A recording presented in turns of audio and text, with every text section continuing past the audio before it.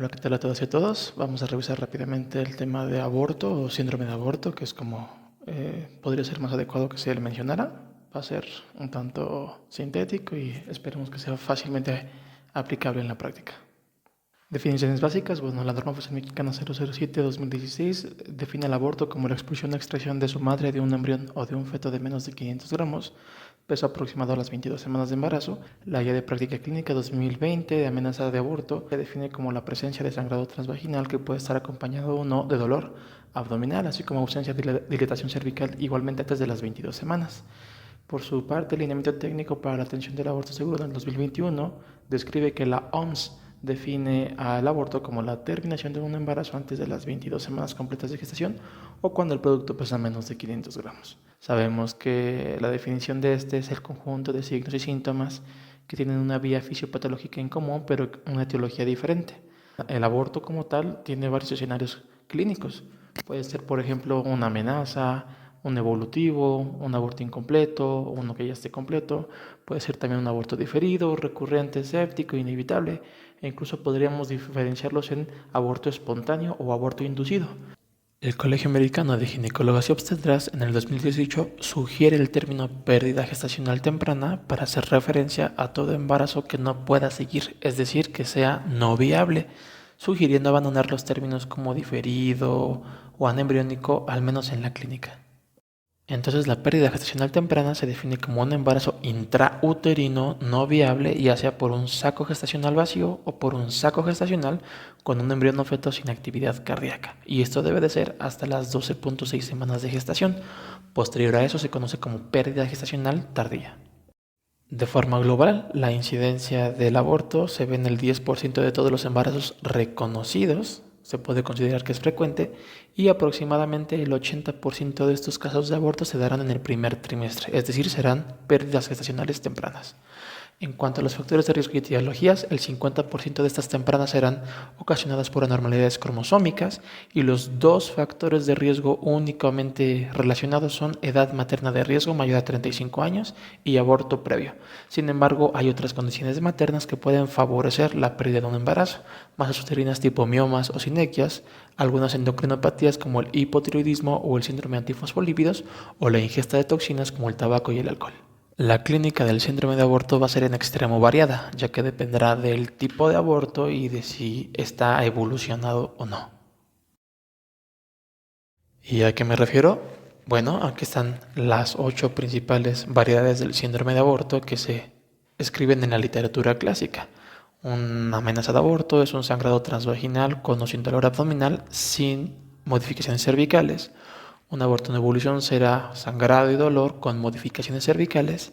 Un incompleto y un completo es una valoración subjetiva de si se expulsó de forma completa o no el producto de la gestación. Un aborto diferido es aquello que tiene ausencia de la vitalidad del conceptus sin que haya una expulsión espontánea del mismo. Aborto recurrente es la presencia de dos o más eventos de abortos continuos o alternados. Un aborto inevitable es aquel que se encuentra con ruptura de membranas o un sangrado abundante aun si no hay modificaciones cervicales, sabiendo que será no viable porque no se puede continuar con el embarazo. Y un aborto séptico es cualquier variedad anteriormente descrita pero con datos de infección.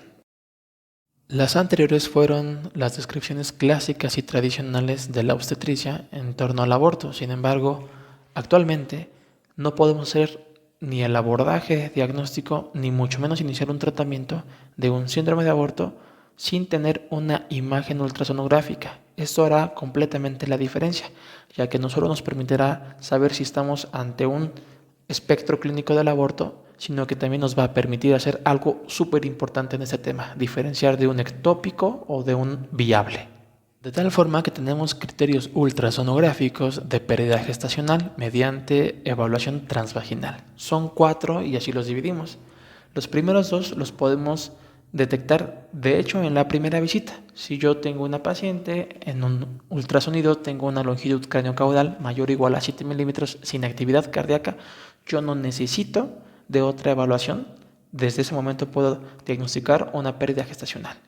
El segundo ejemplo es que tenga yo un diámetro medio del saco gestacional mayor o igual a 25 milímetros, donde no vea ni embrión ni vesícula vitelina. Solamente con estas dimensiones del saco gestacional yo puedo hacer igualmente el diagnóstico de una pérdida gestacional temprana. Los otros dos requieren que sea una visita de seguimiento, ya que va a ser una comparación del tiempo de la primera evaluación y los hallazgos ultrasonográficos. El primero es la ausencia de embrión con actividad cardíaca 2 semanas después de ver un saco gestacional que no tenga vesícula vitelina o 11 días después de ver un saco gestacional que sí tenga vesícula vitelina. Repetimos, esto es por seguimiento.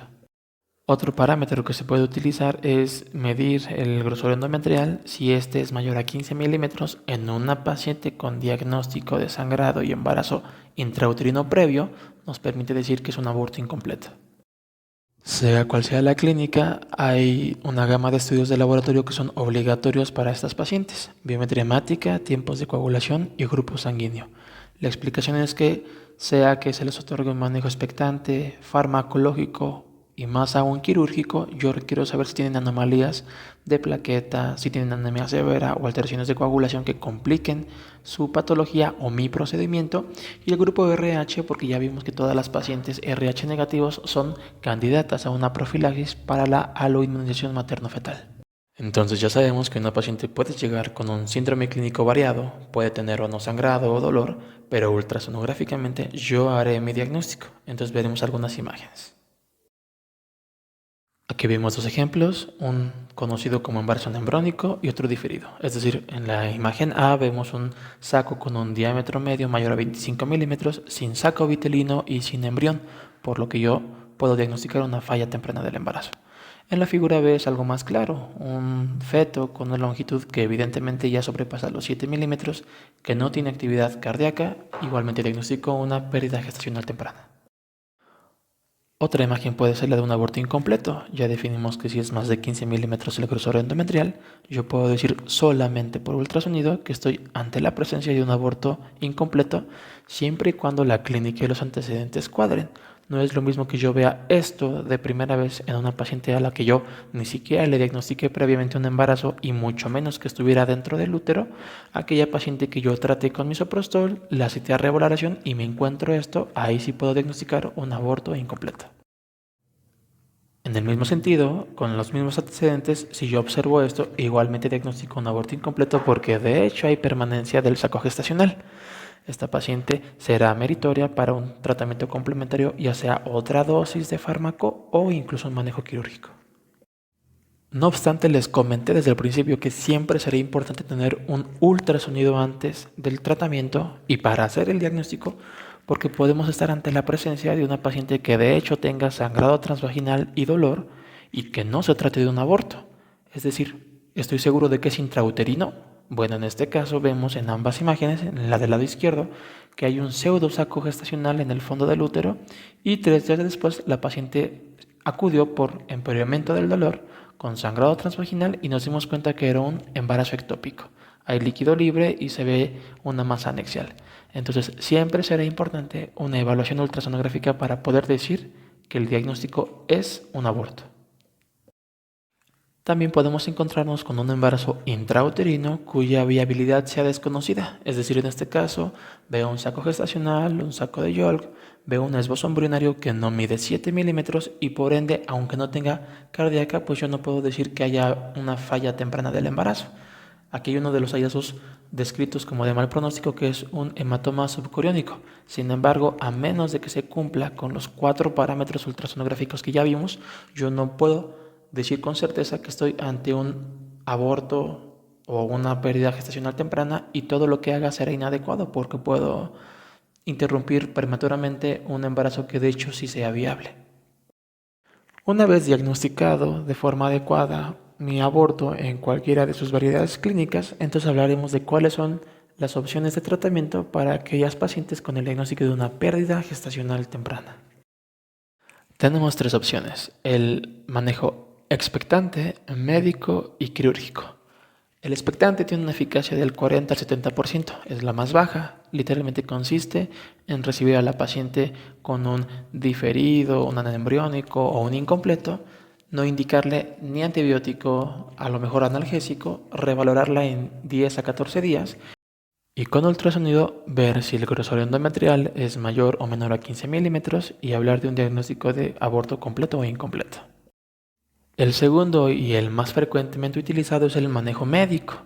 Tiene una eficacia del 70 al 90% y consiste en el uso de una prostaglandina como el misoprostol a dosis de 800 microgramos vía vaginal dosis única. Se puede acompañar de analgésicos como paracetamol o ibuprofeno 30 minutos antes y hasta cada 8 horas después si el dolor persiste. La tasa de complicaciones es baja, del 3%, y básicamente son sangrado e infección. Los efectos secundarios son más frecuentes ya que la prostaglandina tiene efectos como náusea, vómito, diarrea o incluso elevación transitoria de la temperatura. Y la otra opción es el manejo quirúrgico con una eficacia superior al 97%. Esta va a consistir de una aspiración manual endouterina y es la única indicación de que yo le dé manejo antibiótico a una paciente por el riesgo de infección pélvica por la instrumentación. Sin embargo, será solamente profiláctico. La tasa de complicaciones es baja, del 5 al 9%, principalmente trauma uterino o cervical. Puede haber infección, hemorragia y también se relaciona en el embarazo subsecuente con prematurez, incompetencia cervical o ruptura prematura de membranas. Esta tabla de la FIGO del uso único de misoprostol es para los residentes. Aquí podremos encontrar diversos esquemas de tratamiento utilizando misoprostol dependiendo de la edad gestacional y del cuadro clínico en el que esté la paciente. En el apartado de tratamiento complementario, bueno, podemos hablar del antibiótico. Solamente se va a utilizar si se realiza un aborto quirúrgico. Como ya dijimos, solo va a ser dosis profiláctica. Y en caso de abortos sépticos, un tema que se tocará aparte y en cuyo caso será un esquema antibiótico de amplio espectro. También, por otro lado, aquellas madres RH negativas sabemos que son meritorias de recibir una profilaxis con inmunoglobulina anti-D máximo 72 horas después del manejo quirúrgico o de la primera dosis de misoprostol. Esto que nunca se nos olvide porque generalmente atendemos a MEUs o recibimos pacientes en urgencias que tuvieron un aborto completo y no checamos tipo de sangre y si fueran RH negativas se sensibilizan por no darles esta roga. ¿Cuál es la pauta de seguimiento recomendada? Bueno, ya sea que se otorgue un manejo expectante o un manejo farmacológico, la vigilancia se tendrá que realizar entre 7 y 14 días. Yo prefiero que sean 14 días porque está bien descrito que mientras más días pasen de la dosis de misoprostol o del manejo expectante, se alcanza mayor efectividad. Entonces, a los 14 días del tratamiento voy a hacer una evaluación clínica, ver que no tenga datos de sangrado importante, que no tenga datos que me hagan sospechar de infección, alteración de los signos vitales y evidentemente, como ya dijimos, mi ultrasonografía endovaginal para detectar restos o la evacuación completa de la cavidad. Aclarar que se estipula que las pacientes que hayan sido sometidas a manejo quirúrgico per se no son meritorias a una vigilancia. Y por si no lo han concluido, yo les ayudo. Cualquier escenario clínico de aborto terminará con la interrupción del embarazo, excepto la amenaza de aborto. Por lo que la pregunta válida es, ¿la amenaza de aborto se puede tratar? Pues bueno, revisiones Cochrane, Clinic de Barcelona, Practice Bulletin de la COG y la misma Guía de Práctica Clínica 2020 nacional dice que el reposo, abstinencia sexual, progesterona y músculos relajantes como botulisina o AINES como la indometacina se prescriben de forma rutinaria sin que esto tenga una evidencia para avalar su uso. Eso fue todo. Espero haya sido una revisión rápida, certera y fácilmente puesta en práctica. Esta es la bibliografía recomendada. Ya saben que hay que leer mucho y comentarios, sugerencias en la cajita. Nos vemos en un próximo video.